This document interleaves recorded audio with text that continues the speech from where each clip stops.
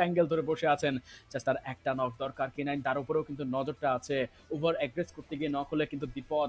তাকে একবার যদি নক করা হয়, ফোর মেডিকেল ভাইলস ডিরেক্ট সামনের দিকে পুশ করবার চেষ্টা করবেন, একটার পর একটা গ্রেনেড চার্জ করছেন K9, 7টা গ্রেনেড বাঁচিয়ে রেখেছিলেন শেষ মুহূর্তে ব্যবহার করবার জন্য, এবং K9 স্ট্রাইকিং ওয়ান্স এগেইন। টক সোলো প্লেয়ার, এবার তো পুশ করতে হবে। K9 কে উপরে রেখে সিনিস্টার, হিটম্যান, ডেথস্টর্ম তারা দুই সাইড থেকে কিন্তু পুশ করতে পারেন, বাট একের পর এক যেভাবে গ্রেনেডের বৃষ্টি হচ্ছে, বেচারা ডক তিনি যাবেনই বা কোথায়। A1 TMT স্পোর্টস K9 তার জায়গায় তিনি ছাদ থেকে সামনেও চলে গেছেন, ফ্রন্ট লাইনে চলে গেছেন, ডিরেক্ট অ্যাটাক। সিনিস্টার ডককে স্পট করেছেন, হারানো যাবে না, সুযোগটা হারানো যাবে না। 4 ভার্সেস 1, যে কোনো কিছু হতে পারে। Doc already spotted, and this is the moment for Bangladeshi fans. A1 TMT sports first chicken in grand final.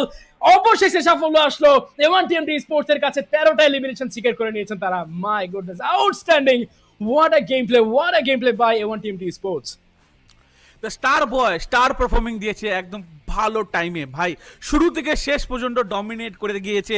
Dominate করলো নেপালকে, ডমিনেট করলো মঙ্গোলিয়াকে, ডমিনেট করলো পুরো লবিকে। অ্যান্ড এই ডমিনেশনে তো অপেক্ষা করতেছিলাম আমরা সবাই। মিস হচ্ছিল, বাট এইবার আর হলো না। রোটেশন একদম to the point, zone prediction to the point, perfect টাইমে পারফেক্ট জিনিস করেছে। অ্যান্ড তারপর K9 এর বাদ বাকি প্লেয়াররা তো চিকেন নিয়েছে। স্যাটিসফ্যাকশন K9 এর মুখে। লাস্টে কিন্তু একটা মোমেন্ট ছিল যখন আসলে জোন তারা পাচ্ছিলেন না, ওই জায়গায় জোন তারা তৈরি করেছে।